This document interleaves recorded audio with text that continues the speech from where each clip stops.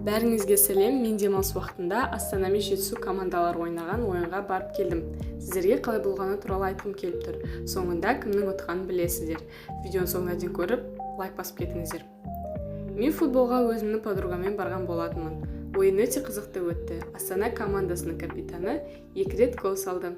Астананың поддержкасы өте мықты болды. Әрине командасы 3-0 болып ұтты. Қасымызда араб адамдар біртүрлі сөйлеп, бір-бірін суретке түсіріп отырды. Мен де әдемілеп видео суреттерге түсіп алдым. Дала өте жылы әрі күн түсіп тұрды.